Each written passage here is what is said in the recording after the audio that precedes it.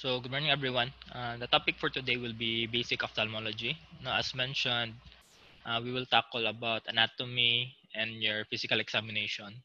So, this will be quite long, okay, two topics and a little extensive, but quick review lang.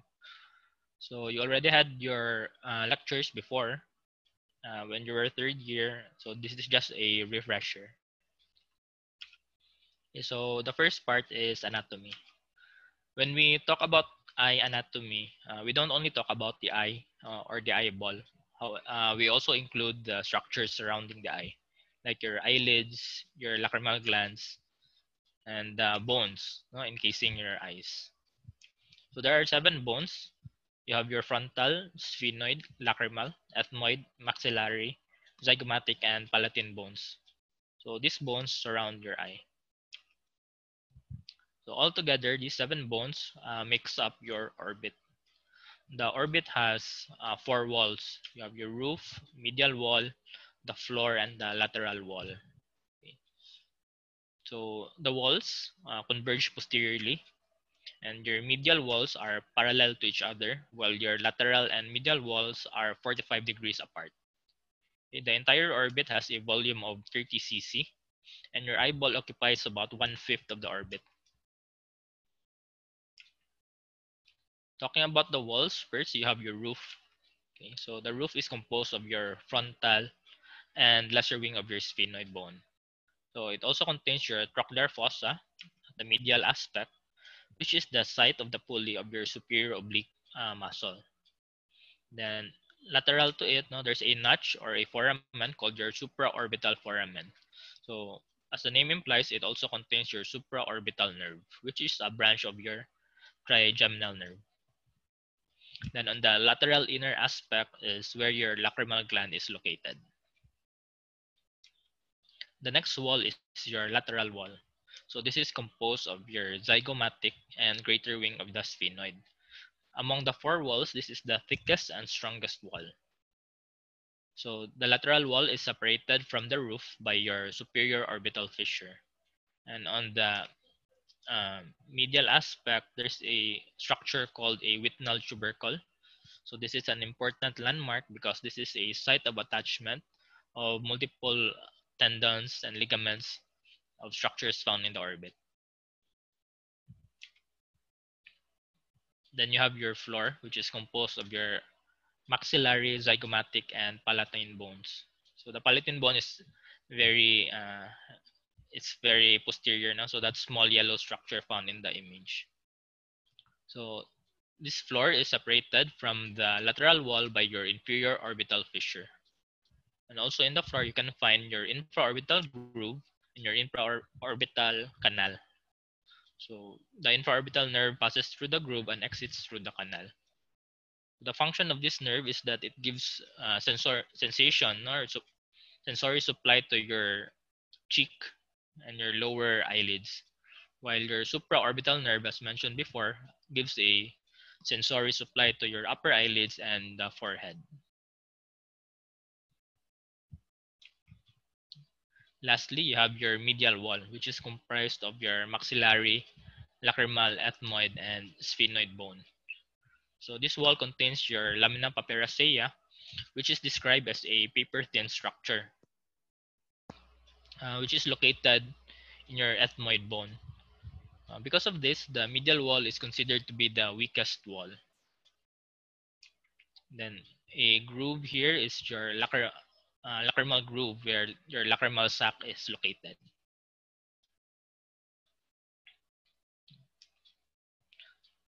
So this is a axial view of a CT scan showing a segment of the orbit. As mentioned earlier, the orbit is like a cone, with the medial walls parallel to each other and lateral and medial walls are 45 degrees apart. So seen in this scan is a posterior confluence of your medial wall and lateral wall, which is what we call as your orbital apex.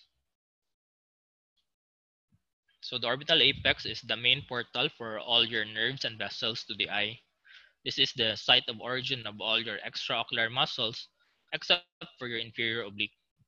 So Daniels of Zinn is a tendon, is a white ring, no, composed of all the tendons of your rectus muscle. So this encircled image. So you see the white structure. The tendon creates a ring.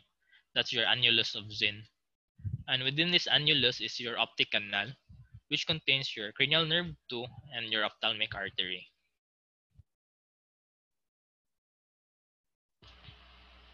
So also in your orbital apex are your orbital fissures, the superior and inferior orbital fissure. In your superior orbital fissure, this contains your cranial nerves 3, 4, 5, and 6. Also the superior ophthalmic vein and sympathetic nerves. While your inferior orbital fissure contains your maxillary branch of your trigeminal nerve, specifically your zygomatic and infraorbital subbranches. And it also contains your inferior ophthalmic vein. On the previous slide, we talked about the annulus of Zinn. No? So in this picture, you see the white circle. So that represents the annulus of Zinn. So that means to say that the optic canal is within the annulus of Zinn, and the cranial nerves um, 3, the cranial nerves are found within the annulus of Zinn, except for some, such as your lacrimal, your frontal, and trigeminal nerves. And lastly, you have the blood supply to your orbit. No? So the ophthalmic artery is the first major branch of the internal carotid artery. So this passes through the optic canal and is accompanied by your optic nerve.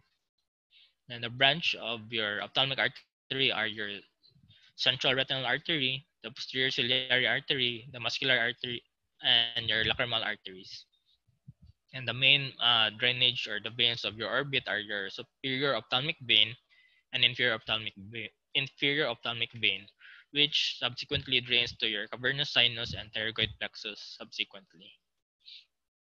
Okay, so far, any questions? Or am I speaking too fast? Wala. Okay. So at any part of the lecture, no, if you have any concerns, you may raise your hand so that we can answer your questions so that you can understand the parts of the eye before we move on to the next topic. So next is your ocular adnexa. So these are the structures found outside your eye.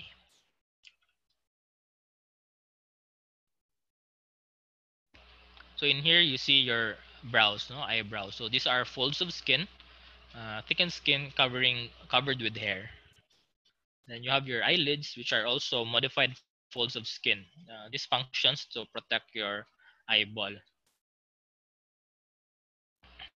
Your eyelids function by blinking, so this protects your eye, and it also spreads your tear film to prevent any ocular dehydration. So you have your upper and lower eyelids, no? So the upper eyelid ends at the brows, while your lower eyelid ends at the cheek. So the zone between the upper and lower eyelid is called your palpebral fissure. So this exposed zone is about 27 to 30 millimeters wide and 8 to 11 millimeters, 27 to 30 millimeters long and 8 to 11 millimeters wide. The eyelids has 7 layers. So these are your skin, subcutaneous tissue, the muscles of retraction, your orbital septum, muscles of retraction, tarsus, and conjunctiva. So we'll be discussing further on some layers. So your muscles of okay, so your muscles of protraction is your orbicularis oculi. So the function is that retract is open, so protract means it closes your eyelids. Your orbicularis oculi is innervated by your cranial nerve 7 or your facial nerve. Behind this muscle is your orbital septum. So this is a fascia located behind your orbicularis oculi. This lies between the orbital rim and the tarsus. So posterior to your orbital septum are your orbital fat. This structure is very important because this serves as a barrier to blood infection and inflammation. In cases of trauma or any damage to your eyelids, If you see fat protruding through the defect, that means the orbital septum has been violated. So care must be taken in these patients. Next are your muscles of retraction. As mentioned, retraction, um, the muscles are causing retraction, so that means it opens the eyelid. So in the upper and lower eyelids, you have separate muscles, unlike your orbicularis oculi, which surrounds your upper and lower eyelid. In the upper eyelid, the muscles of retraction are your levator palpebrae superioris and your superior tarsal muscle, also known as your Mueller muscle. In the lower eyelid, the counterparts are your capsulopalpebral fascia and your inferior tarsal muscle.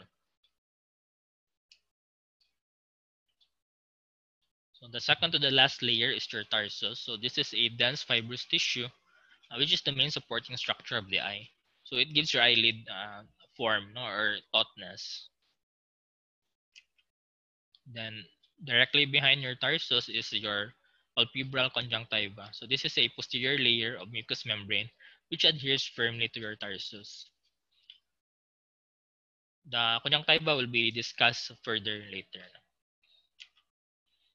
So, as we all know, even in our first year, when we do our PE, we always describe as the conjunctiva to be pinkish, or palish in color, depends on any condition.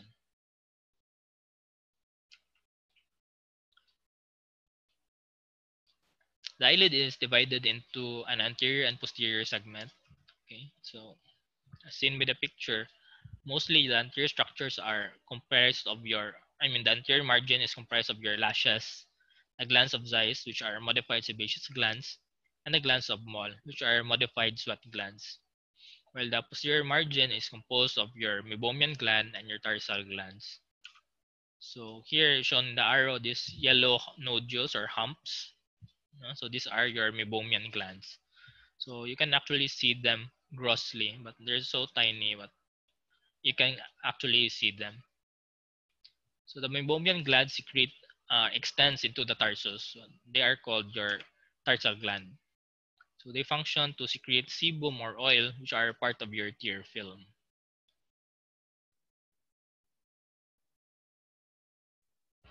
So up next is your lacrimal apparatus, comprised of your lacrimal gland, your punctums, canaliculus, lacrimal sac, and your nasolacrimal duct. So the lacrimal gland produces your tears, and the sac and ducts convey the tears into the nasal cavity.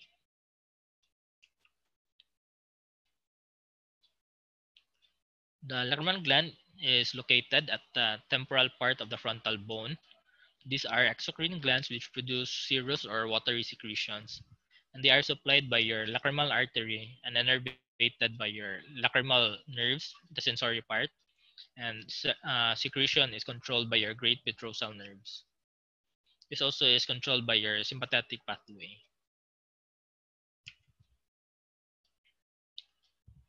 The accessory lacrimal glands are located in your palpebral conjunctiva. So these are your glands of Krauss and glands of Wolfring. They comprise about 10% of your total lacrimal secretory mass. So how does your lacrimal apparatus work? Okay, so as your lacrimal glands continuously produce tears, the fluid gathers in your lower fornix. So when you blink, this produces force and pressure. So the tears previously in your lacrimal sac is drained into the nasolacrimal duct. Okay. Then the fluid in your fornix passes through your upper and lower punctums through the canaliculus, then replaces the empty lacrimal sac. So fluid is stored back again. And this cycle repeats all over again.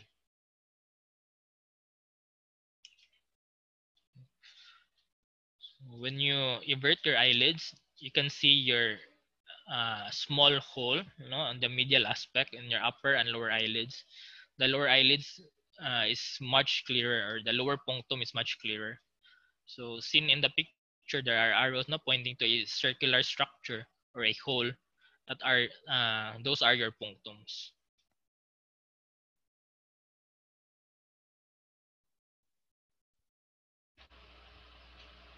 So your punctum, in 90% of the people, forms a your punctum drains into your canaliculus. Then before the canaliculus drains into your lacrimal sac, in 90% of people, it creates a common canaliculi, no, seen in the picture noted as type A.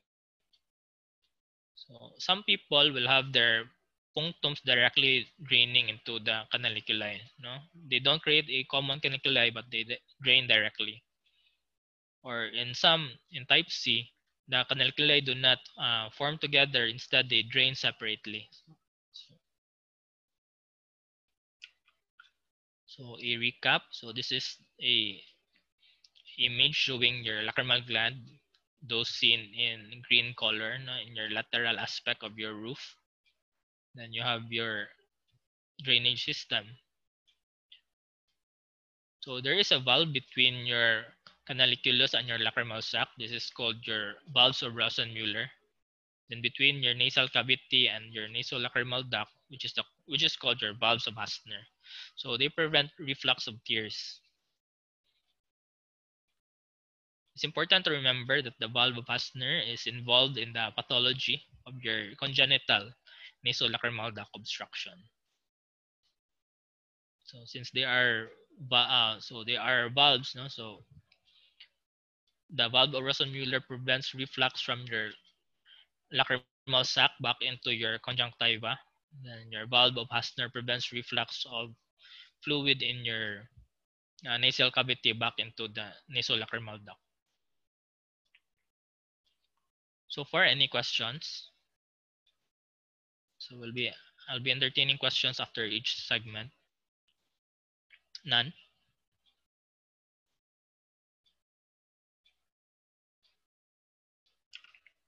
Okay. So the next part is your eyeball, no? So or what we commonly call as the eye. Okay, let's be interactive for a while. So can anybody identify parts of the eye?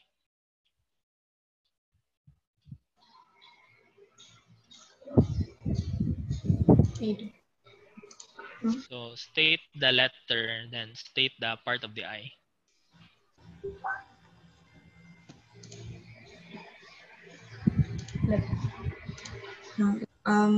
Altea Doc Escobillo from Maham.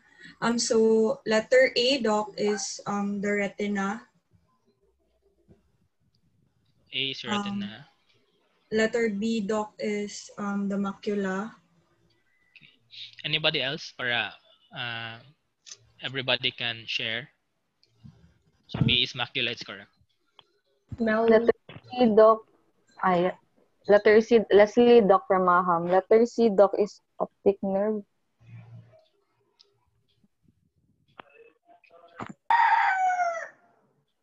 Anybody else? Pedrosa, Doc. From Ikay Mark, ikay manage nila. Pwede sila magkaan. Okay, Doc. Okay, who wants to answer? Pedrosa, Doc. Okay. From Musi. D is lens. Who wants to answer next? Roche, Doc. Roche from? UC. Okay. F. Clara. A pa na ito? Cornea. Okay, okay, said go. So Sige, G. Iris, Doc. Joke. Ay, lagi. Okay, no? So these are the basic parts of the eye.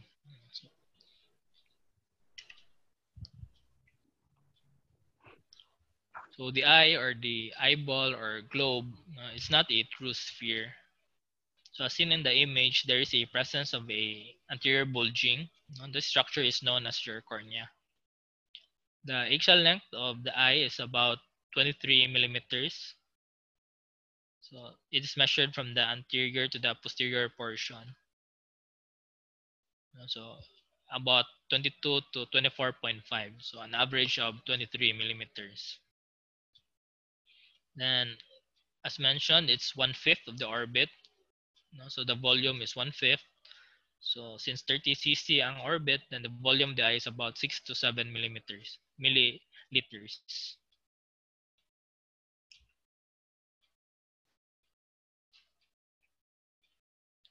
So the conjunctiva is a thin, transparent mucous membrane composed of stratified columnar and squamous epithelium.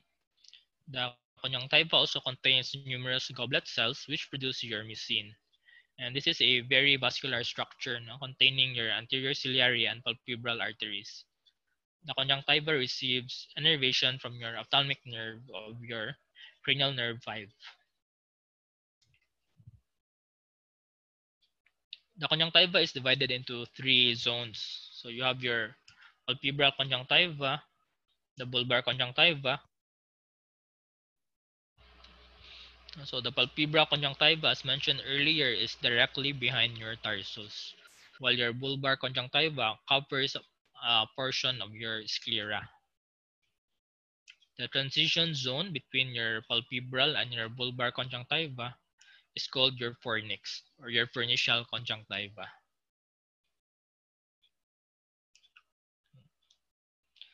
Directly behind your conjunctiva, there's still another layer. Now, this is called your Tenon's capsule. So this is located before the sclera. So you have your conjunctiva, Tenon's capsule, then your sclera. The Tenon's capsule is also known as your fascia bulbi. So this is an envelope of fibrous membrane which fuses from the limbus up to the optic nerve sheath. So this serves as a cavity within which your globe moves. So as seen in this blue outline, so it's like a pouching.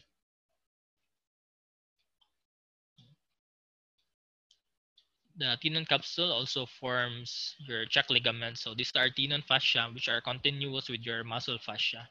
So this is a tough ligament which will limit the EOM function or movement.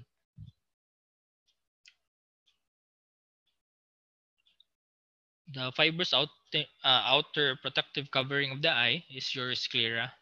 This is made almost entirely of collagen, giving it a dense and white appearance.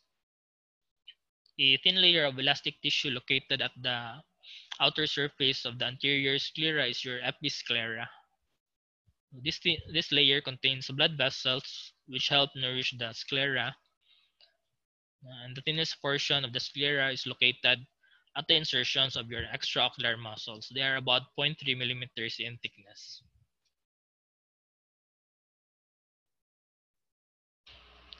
Next is your cornea. So the cornea is a transparent tissue.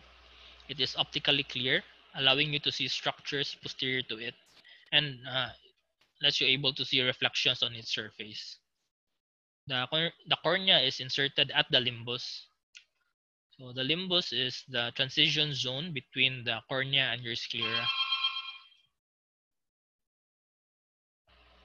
So the limbus is, since it's a transition zone, so in the picture it's only a segment, but it's 360 degrees, so all over your cornea and sclera, that is your limbus. The cornea is your main refractive component of the eye, which produces about 43 diopters of refractive power. Its dimension is about 11 by 12 millimeters in vertical by horizontal measurements. The central cornea is thinner than your peripheral cornea. Central cornea measures about 550 micrometers, while your peripheral cornea is about 1,000 micrometers. So, despite being clear, your cornea contains 5 layers. From outside going in, you have your epithelium, the bone membrane, and your endothelium. So the first layer is your epithelium. So this is continuous with your conjunctiva. It's composed about 5 to 6 layers of basal wing and surface cells. This layer functions as a physiologic barrier. Behind it is your Bowman's layer. So this is a acellular portion of the stroma. It's a tough layer containing your collagen fibrils. Once injured, this layer is replaced by scar tissue. The stroma makes up 90% of your corneal thickness. The layer is composed of collagen fibrils, ground substance, which are arranged in a regular intertwining pattern. Almost composed entirely of, so 90%. Then on examination, you can't really identify these layers, but mostly, almost all stroma. And behind your stroma is your Descemet's membrane. So this is the basal lamina of your endothelium, and this is considered to be a true basement membrane as compared to your Bowman's layer. And lastly, you have your endothelium. This is composed of a single layer of hexagonal cells where there is continuous cell loss throughout aging. From a starting point of 23,000 cells per square millimeters, it twinkles down to about 2,000 cells in our older years. So as we age, or when the cells get damaged, they do not regenerate, but instead they enlarge and slide into empty spaces to fill up those empty and damaged cells. So this is a picture of your endothelium under your specular microscopy, showing a healthy endothelium of multiple hexagonal cells. The next picture shows a endothelium with variable size and shape of hexagonal cells, probably due to eye trauma or diseases.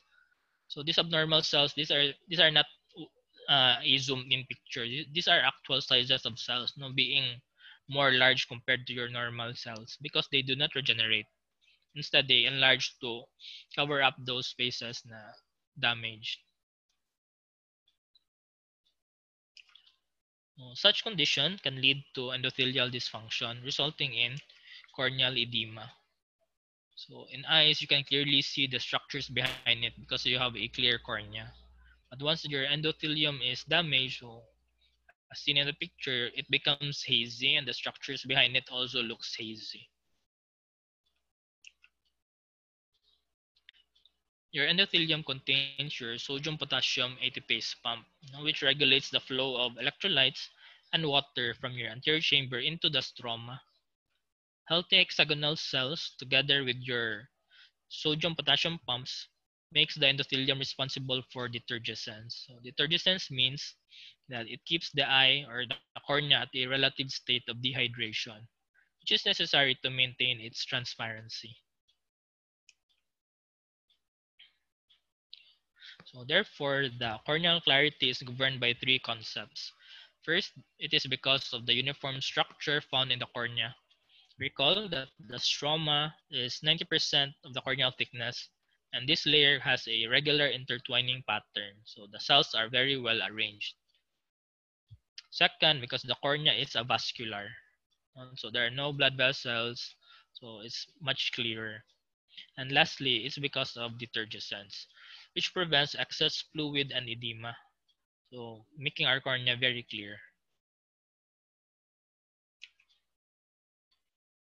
Since the cornea is avascular, so where does it receive its nutrition? So it comes from your limbal vessels, your aqueous, the tears, and from oxygen from your atmosphere.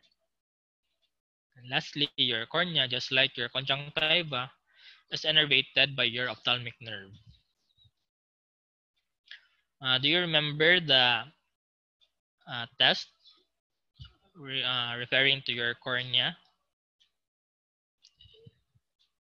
Anybody remembers a test which can test for your corneal sensation? Pupillary. So, pupillary, it's pupils. So corneal sensation. I think it's read. It was in Bates, no, when we were in first year. If you're using the same book. Corneal reflex. So, what corneal reflex? So, what happens when we test our cornea?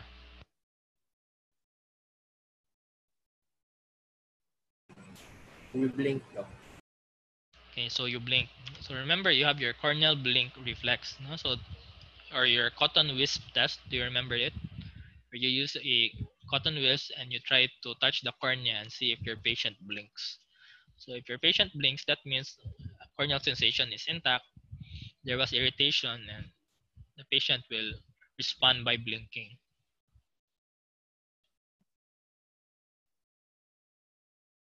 So this is an image of your cornea under your slit lamp examination. So the first curved white beam that you will see gives us a view of the cornea.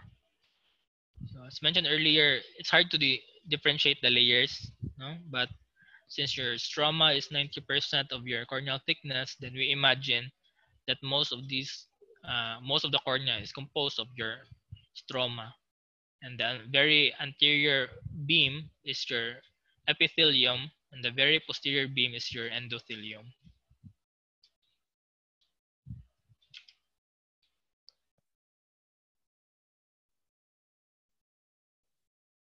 So far, any questions? None. Okay. So you can reserve your questions. No, after the, if you're shy to ask, you may reserve your questions after the lecture. So behind or inside the eye, we have your uveal tract, which is comprised of your iris, ciliary body, and choroid.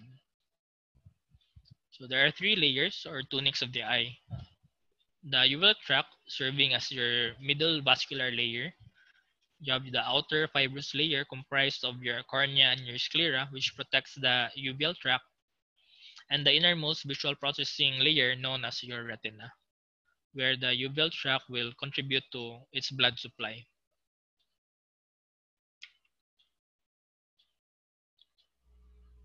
The iris is located in front of the lens, and it is covered and it contains a central round aperture or hole, no? What we know as the pupil. So the pupil, no, unlike some people, they say that it's a structure, but actually it's just a hole. Within the eye, no, the iris divides it as an anterior and posterior chamber.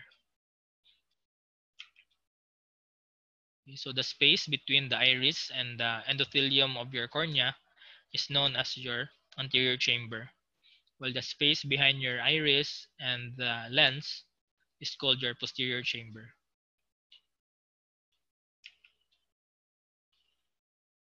The iris is made of blood vessels and connective tissue or muscles. Your eye color or iris color is determined by the amount of melanocytes present and pigments present. The greater amount of these materials leads to a darker color, while lighter colors contains fewer amounts of melanocytes and pigments. The iris also alters the shape of your pupils through dilation or constriction.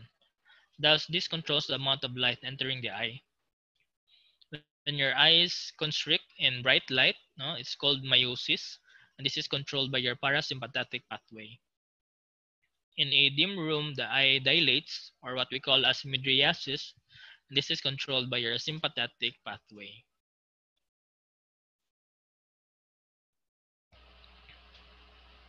Next part of your uveal tract is your ciliary body, which is a triangular segment in cross-section. This extends from the anterior choroid to the iris roots. It has two parts. You have the ciliary body process and your ciliary body muscles. Now, ciliary body processes produce your aqueous humor, while your ciliary body muscles contracts or relax the lens zonular fibers, thus altering the shape of your lens. The last part of the uveal tract is your choroid. So this is the most posterior segment of the uveal tract, located between the retina and the sclera. This is composed of three layers of blood vessels, which contain your choriocapillaries, which are the internal portion of your blood vessels. So the choroid functions to nourish the outer portion of the retina.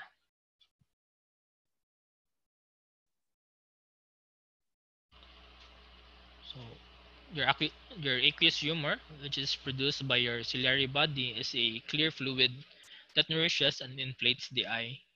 So this enters the anterior chamber through the pupils and exits the eye through your trabecular meshwork and your Schlemm's canal.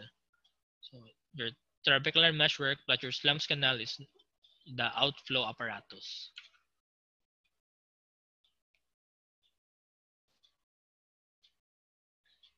So here, you have an image showing that this is your ciliary body and the blue arrow is the flow of your aqueous. So ciliary body processes produces your aqueous. Your aqueous in the posterior chamber exits through the pupils. Once it does its function, giving nutrition to your lens and your iris, your cornea, then it goes through your trabecular meshwork and drains outside the eye underneath your conjunctiva. Okay, so this is a slit lamp view of your eye, no? A zoomed in view showing you the cornea, first beam. You have a mid-dilated pupils and a structure within the pupils is your lens. So the lens is a biconvex structure, avascular and colorless. So this is almost completely transparent. And this structure is suspended by the zonules of zinc, which are controlled by your ciliary body. The lens is composed of 65% water and 35% protein. This receives nutrition from the aqueous and the vitreous. Compared to your cornea, the refractive power of your lens is only about 20 diopter.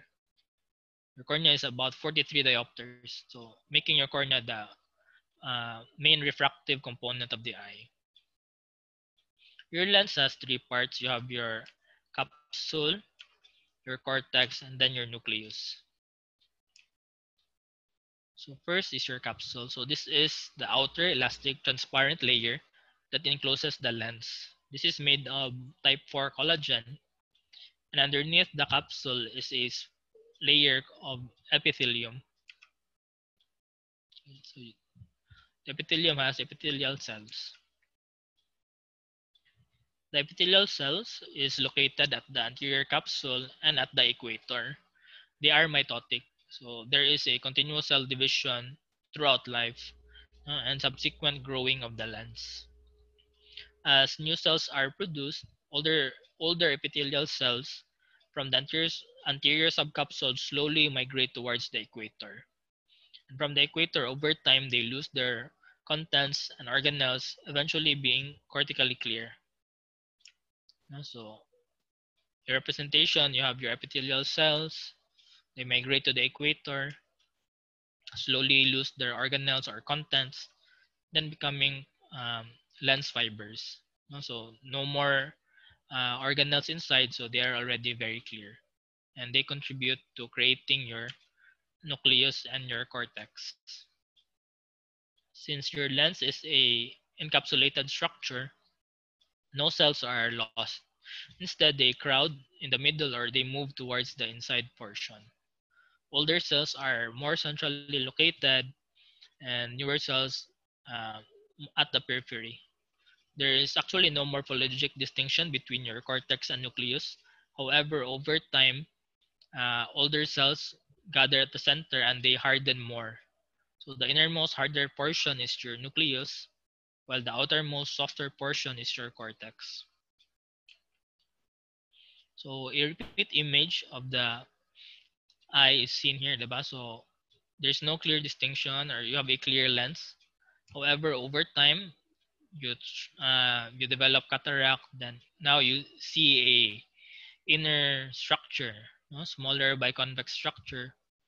This is called your nucleus. The outer portion is your cortex. Then a capsule encasing it both in the anterior and posterior portion. Behind your lens is your vitreous. So this is a clear avascular gelatinous structure which comprise 2/3 of the volume and weight of the eye. This is composed of 99% water and 1% collagen plus your hyaluronan. So making it gelatinous. The vitreous adheres firmly to your retina and becomes more fluid with age. It functions to provide a route for metabolites for your lens, ciliary body, and retina. So this image here is usually referred to as your retina.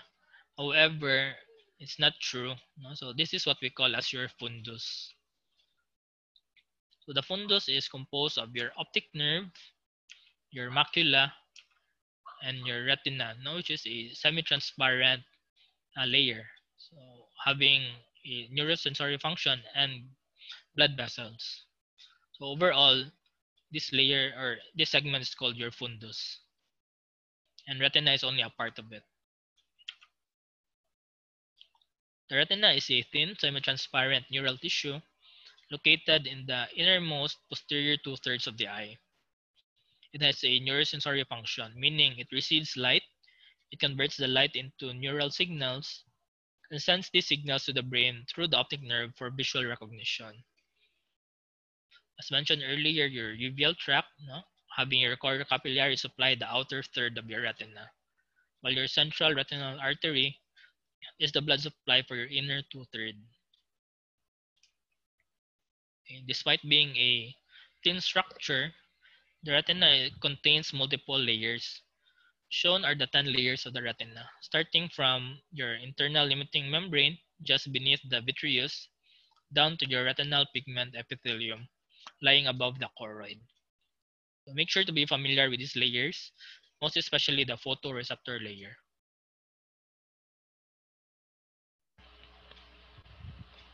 The retina contains your photoreceptors. These are your light-sensitive cells. We're familiar with the terms rods and cones. So your rods detect light in dim light, enabling us to activate our night vision. This is due to the rods containing your rhodopsin, which are your light-sensitive pigments. Your cones are responsible for detecting colors, most especially your red, green, and blue cones. The cones are tightly packed, making us or allowing us to see or perceive better detail. So next is your macula, also known as your area centralis. This is located about 2 disc diameters temporal to your optic disc or optic nerve. It is about 6 millimeters in diameter, and the macula has 3 zones. You have your macula lutea, which contains xanthophyll, your fovea, and your foveola. Your foveola is the thinnest area of the retina, about 0.3 millimeters in diameter and 0.25 mm in thickness.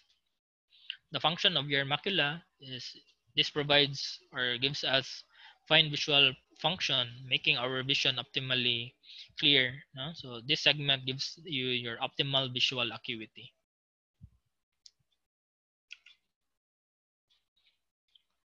Then the last part of your fundus is your optic nerve. So the optic nerve is composed or consists of more than 1 million axons. It arises from the retina and contributes to the formation of your nerve fiber layer. The nerve exits posteriorly, becoming myelinated. This nerve gives the optic nerve the same organization as the white matter. You have 4 topographic areas, your intraocular segment, intraorbital, intracanalicular, and intracranial segment. The intraocular segment is seen as the optic disc during our fundoscopic examination. The intraorbital segment is located behind the globe and within the muscle cone. Your intracanalicular segment is the portion located within your optic canal. So this area is a common area for optic nerve injuries. And lastly, your intracranial portion is after the canal, which will end in your optic chiasm.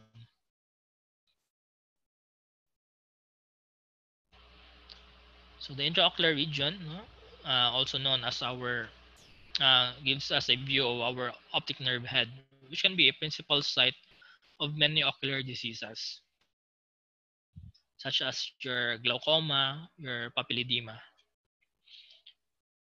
The nerve, the optic nerve head measures a diameter of 1.8 by 2 millimeters, no, horizontal by vertical measurements, and a length of 1 millimeter. Aside from visual function, the optic nerve health status can be inferred from its appearance through color and the size of your physiologic cup, as determined by your cup to disc ratio.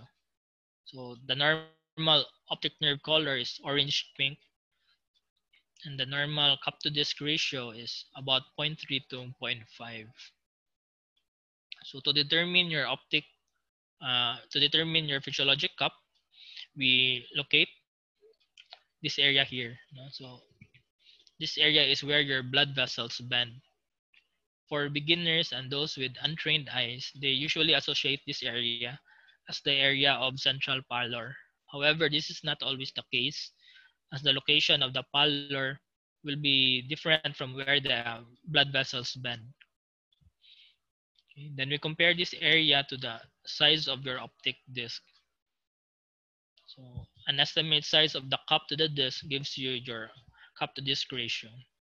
So meaning to say, when you say a cup disc ratio of 0.3, that means to say that your optic cup is about 30% the size of your optic disc. If it's 0.5, then it's about 50% the size of your optic disc. So your optic nerve head has no photoreceptors, thus making it the area of your physiologic blind spot. Here it's an axial view of an MRI of the orbit. No? The curving structure behind the eye is your optic nerve. So if you notice, it's not straight. So it has a S shape or sinus course because the length of your optic nerve is longer than the distance between the eye and the optic canal. So this allows your eye to move freely without tension or tautness, so preventing any stretching or extra damage to your nerves. Then your nerves will exit and merge into the optic chiasm. Okay. So far, any questions? None? Okay. Last is your extraocular muscles. So most book will tell you that you have 6 extraocular muscles, 4 rectus muscles, and 2 oblique muscles. However, your levator palpebrae superioris is considered to be the 7th extraocular muscle. Just like any muscle in the body, we should be familiar with the origin, insertions, and actions of our extraocular muscles. As previously mentioned, your annulus of Zinn is the origin of all your rectus muscles. So this is formed by the tendons of all your rectus muscles. Your superior oblique originates from the body of the sphenoid bone. The inferior oblique originates from your maxillary bone, and your levator palpebrae superioris from the lesser wing of your sphenoid bone.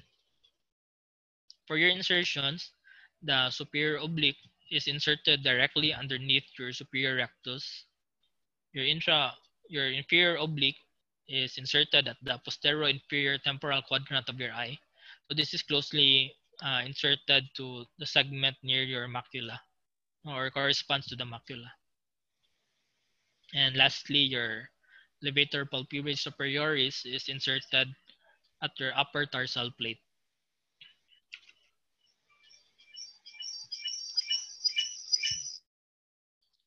So the rectus muscles are inserted on the sclera at different distances based on the limbus. The medial rectus is inserted closest to the limbus, about 5.5 millimeters, followed by your inferior rectus, lateral rectus, and lastly, the farthest is your superior rectus, 7.7 millimeters. So you note that the insertions are uneven. Okay, so this uneven distance creates an imaginary spiral, or insertion, what we know as your spiral of Tillot or Tilloch's. So making your spiral of Tillot the insertion of all your rectus muscles. So the table here shows us the actions of our extraocular muscles. take note that the medial and lateral rectus, as well as your levator palpebrae superioris, only has one or a primary action, while the rest has three.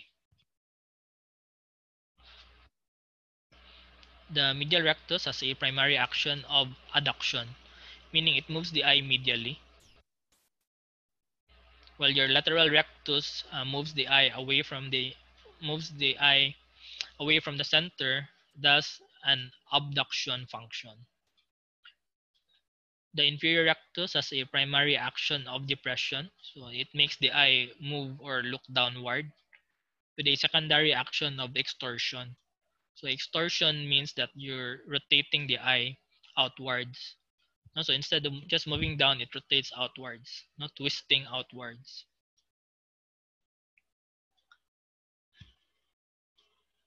Then next is your superior rectus, which has a primary action of elevation. So this elevates the eye. And secondarily, it turns the eye inward. So inward twisting or inward rotation is called intorsion. As compared to your rectus muscles, the superior and inferior oblique have torsional movements as their primary action. So always remember that the oblique muscles have paradoxical secondary actions to their names. So that means that inferior oblique elevates the eye, while your superior oblique depresses the eye. So be familiar with the actions, be familiar with this table. The blood supply to your extraocular muscles are your ophthalmic artery, the lacrimal artery, and the infraorbital arteries. Okay. And the innervation are as follows. So all extraocular muscles are innervated by your cranial nerve 3, except for your lateral rectus and your superior oblique. So the lateral rectus is innervated by your cranial nerve 6, while your superior oblique is innervated by your cranial nerve 4. I think most of you are familiar with the mnemonics SO4LR6. So superior oblique, cranial nerve 4, and lateral rectus, cranial nerve 6. While the rest of the extraocular muscles are innervated by your cranial nerve 3. Okay, so any questions? So that's the end of anatomy. So you're already a little familiar due to previous lectures, but for any questions, you may ask them now before we proceed to physical examination.